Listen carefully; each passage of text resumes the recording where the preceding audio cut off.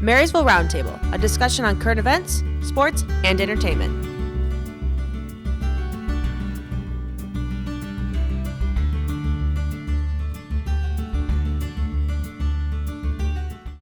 The United States Marine Corps has protected our nation in war and in peacetime. To fulfill that mission, they need the best of the best. Some young people are in the process of planning their future. After graduating high school, there are many directions to go in your life. Some people will choose college or the workplace, but some may have interest in the service. Today we have Sergeant Robert Osborne of the United States Marine Corps to share his story. So, not too long ago you were in our shoes. What decisions and factors went into you making that decision? So it was a little bit more than not too long ago. I graduated in 2010, but I went to college right after I graduated, and I've been a part of sports teams all my life, and I was missing out of having that family and then kind of camaraderie that I was used to. Mm-hmm. When I decided to join the Marine Corps, it's because I wanted to be a part of the best. That's what I wanted. I wanted to make myself better than I was, and I wanted to serve my country that's given me so much. So at that point, that's when I enlisted into the Marine Corps in 2012. Here I am 10 years later. I'm a military police officer in the Marine Corps, but now I'm a recruiter. That's really cool to hear, like, the things that you thought about throughout that entire process. Can you explain, like, how the process might work now? Absolutely. So if anyone has interest in the military whatsoever, I encourage them to talk to all the branches, because you never know what each one can offer. So the way it begins is you just come into my office, sit down with me, I answer your questions, and we just talk about what you want out of your future. And I can tell you how the Marine Corps is going to be able to fit that into your life as far as what you want out of life. At that point, you make a decision whether or not this is something you want to do or if you want to wait. If it's something you want to do, we start the process and we have to get you screened to be able to join. At that point, you'll take what's called the ASVAB. That's the Armed Services Vocational Aptitude Battery Test. And what that is a fancy acronym that means you're qualified educationally to be a Marine. Then you're going to do a physical. That's the same type of thing as any sports physical you've ever done, eyes, ears, things like that. And at that point, you can enlist into the military, and you'll be a part of what's called a delayed entry program, meaning you're not in the Marine Corps yet, you're waiting to go to boot camp. That's the very first process that you have to do. So you kind of touched on the whole idea of basic training, kind of being the first step. Like, how was your experience in that with enlisting in basic training? Well, I loved it. Marine Corps boot camp's the hardest. I speak from experience and the reputation the Marines have for being around for going on 247 years this November 10th. So if you have the heart to go down there and you want to be the best, it's going to be very easy for you. A lot of people struggle with being away from home for the first time. These kids are 17, 18, 19 years old, never left home, never been away from mom and dad.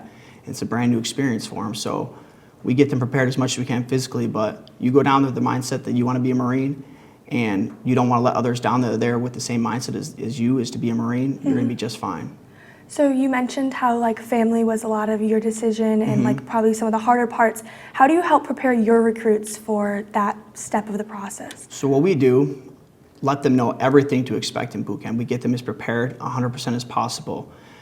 The Marine Corps has developed substantially as far as how to contact their recruits. So there's an app now that we use called Sandbox. They can text, send pictures, send things like that to keep in contact with them. We encourage 100% to send a letter to mom or dad every single day and have them send it back as well. They'll have all that information. At the end of the day, it's 3 months. It's summertime for you, right? Going from grade to grade. So mom and dad are going to send things to keep you motivated and pictures like that so you feel like you're not missing out. For me, it was sports clippings. I love sports so much. I missed out on hearing about if the Tigers are winning, the Lions are winning, so that's what I wanted. So you communicate with your family, your friends, and what you want to hear and things that are going to help you chug along throughout the way. That seems like it'd be such a cool job, just seeing how people's minds can change and open throughout the whole process. So how did you get into this job of a recruiter? So I'm a military police officer, like I said, but at some point in your time in the Marine Corps, you're going to do what's called a B-billet, and all it is a secondary job that you do. So you have the opportunity to volunteer into either recruiter, the drill instructor who trains the recruits down at recruit training, or what's called MSG, the Marine Security Guard, who guards the embassies across the world. For me, I wanted to give back to my state, Michigan, where I'm from, something that I feel like there's kids a lot like me that grew up working on the farm, doing good in school, and just want a little bit more. And especially some people just want to get out of their small town. They want to see the world. The Marine Corps is a great opportunity for that. So since the state and the country had given me so much, I wanted to give them as best I can back. That's really awesome. One of the more attractive benefits of going into the military or the Marines at all is just the college money. How does that process work? That's a great question. So there's multiple avenues of how you can pay for college. First one is the NROTC scholarship. That's the Navy Reserve NROTC, Navy Reserve Officer Training Corps is what it is. And what that is you apply to become an officer in the Marine Corps. Once you get selected for this, you choose one of the colleges here in the state or across the country that accept that scholarship. Here in Michigan, it's Michigan and Eastern Michigan, and down south a little bit Ohio State. So if you get, that's going to be 4 years of college paid for 100% with the signing that you'll be an officer afterwards. The other way you can do it is become an enlisted Marine and use tuition assistance throughout your time. The Marine Corps is going to pay for 100% of your schooling while you're in. After those 4 years are done, you'll get what's called the post 9/11 GI Bill. What that is something that pays for 36 months of college, equals out to a bachelor's degree. If you put it all in the right time, you can get a bachelor's degree out of the Marine Corps, 100% paid for. That being a better option as far as some kids, they go and they have something they want to do, but they lose steam along the way as far as college is expensive, right? Yeah. So they paying all this money and getting into debt and lose motivation towards that because of the debt. It's a great way to be able to, that's one thing less you have to worry about. College is paid for, focus completely on your studies. So there's a few ways that you can take care of college that way. Yeah. Many people that are thinking about joining will have preferred jobs or like units they would think they want to participate in. Can you request to be in a specific duty in the Marines? Yeah, so the way it works is like I talked about the ASVAB score before. That's how you get your job. So 100% of whatever your score is, that's how you get those jobs. Once you secure that job, that's going to be, yes, you are solidified to do that job once you complete recruit training. You're going to have that job. So like for me, military police was what I chose. I scored high enough on the ASVAB, and I was able to do that as soon as I got out in boot camp. Went down to Fort Leonard, Missouri, became a military police officer. So absolutely, it all depends on yourself though, what you get on your scores and what you want to do. Yeah, that's cool to hear about. So traveling and seeing the world is an old military line. How many different locations or posts have you been in? All right, so as far as living and solidified in there, I started out in Okinawa, Japan for 2 years, from 12 to 14. From 14 to 17, I went to Quantico, Virginia. I don't know if that's where like the FBI and DEA Academy is at. Then after that, I went to Oahu, small island in Hawaii. I was there for 4 years. A little bit of a struggle coming back here in the wintertime last December. Now this will be my fourth post right now, which is recruiting. In between there, I've been sent to numerous schools. I've been to Texas for about 6 months. I've been to California plenty of times for schools. I've worked with the president, President Trump when he was, because being a dog handler in the Marine Corps, I worked with explosives dogs. So I've been sent numerous places to work with the Secret Service with him and all over the country for schools for weeks to months at a time. But those are my 4 places I've been solid at. That's really cool, like just seeing all that would just be amazing on top of the job that you already love.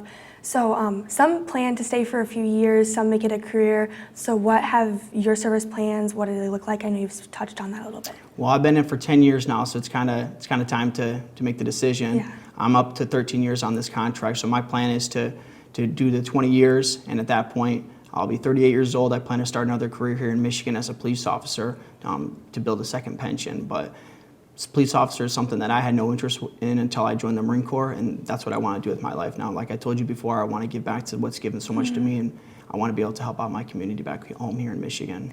That sounds like a really good plan, a really cool plan to have. Thank you. What specific personal skills does everyone seem to develop when they're in the Marines? So the Marine Corps is very big on leadership. That's one of the biggest things I can tell you. The Marine Corps is the smallest branch. There's a reason we're called the few, the proud.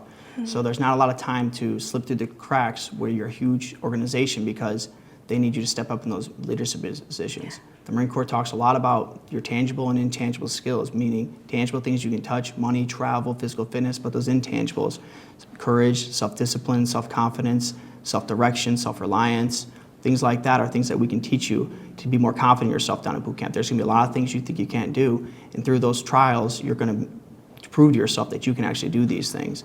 That's what's going to happen at boot camp, and you're going to use that in your life, whether you do 4 years or 30 years. It's things that you can use from day one of becoming a Marine in your whole life, day-to-day process. That's awesome. What is your best piece of advice just overall for anybody that's thinking about this option? My best piece of advice would be just to come in and learn about it. That's all it is a conversation. If you had a job, you go through job interviews, right? You're going to sit down there and tell you how much you're going to make, what you're going to do in a day-to-day process, and how the process as far as promotions and things like that. It's the same thing with me. I'm going to answer all your questions and let you know it's an option in your life, because right now, juniors, seniors have a big opportunity after high school, and what I don't want for them is to start college just because they think that's what they need to do. I want to let them know there's a lot of options after high school, and you want to do college, I want you to do college too, but we can do that both with the military. That's awesome. I would like to thank Sergeant Robert Osborne for taking his time to come in today, and would also like to thank him for his service to protect our nation. Make sure to tune in next time for more community news on M6, your hometown station.